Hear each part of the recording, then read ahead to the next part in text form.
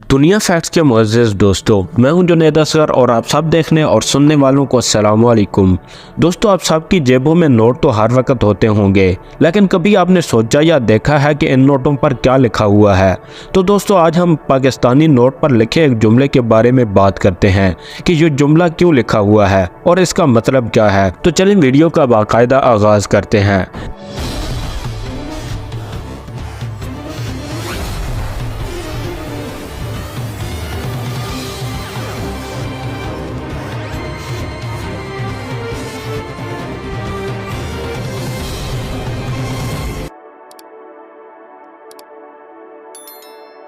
क्या किसी को मालूम है कि करेंसी नोट पर जो लिखा होता है हामिल हाजा को मुतालबे पर अदा किया जाएगा का क्या मतलब है? आपकी जेब में मौजूद करेंसी नोट पर लिखी तहरीर हामिल हाजा को मुतालबे पर अदा करेगा का मतलब ये है कि आपकी हुकूमत आपके मुतालबे पर इस नोट के बराबर सोना अदा करने की पाबंद है।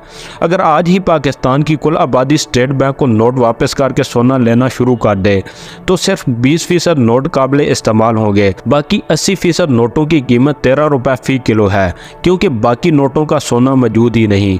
इसलिए इनकी कीमत वही है जो रद्दी कूड़े की होती है। दूसरी जंग अजीम के बाद यूरोप के लोग लकड़ी की जगह करेंसी नोट जलाते थे, क्योंकि लकड़ी की कीमत करेंसी से ज़्यादा हो गई थी। महंगाई बढ़ने की शरह, जैसे इन्फ्लेशन या इफरात ज़र कहते हैं, का कंसेप्ट से 100 साल पुराना है।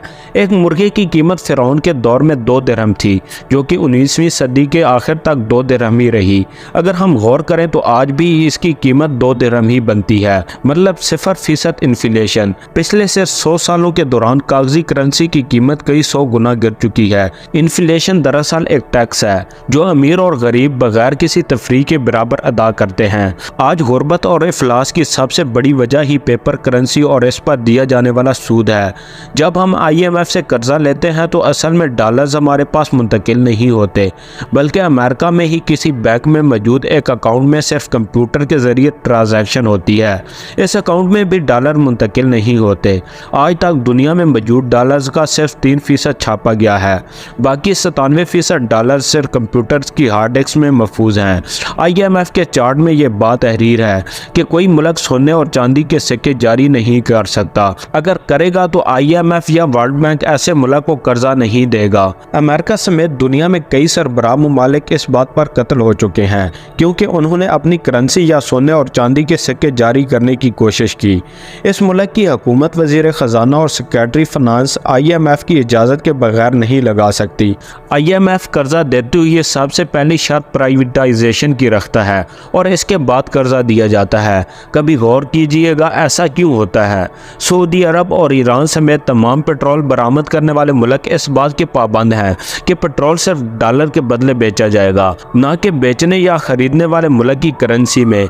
इंसानी तारीख में कभी भी इतनी बड़ी तादाद में लोगों को बेवकूफ़ नहीं बनाया जा सका। ये इंसान की तारीख का सबसे बड़ा फ्रॉड है। हज़रत ईसा अलैहिस्सलाम, जिनकी नरम दिली की मिसालें दी जाती हैं, उन्होंने भी सूद लेने वालों की मेज़ें उलट दी थी और उनको डंडे के साथ सबक सिखाया था। सूद ऐसी वाहिद लानत है जिसके मुतालिक अल्लाह ने खुद सूद के खिलाफ ऐलान जंग किया है। आप बताएं कि जंग अगर अल्लाह से है तो जीत किसकी होगी? तो दोस्तों, अगर वीडियो अच्छी लगी हो तो वीडियो को लाइक, शेयर और चैनल को सब्सक्राइब ज़रूर करें। मिलते हैं इंशाल्लाह एक नई वीडियो के साथ। तब तक अपना और अपने प्यारों का बहुत सारा ख्याल रखिएगा। अल्लाह निगहबान।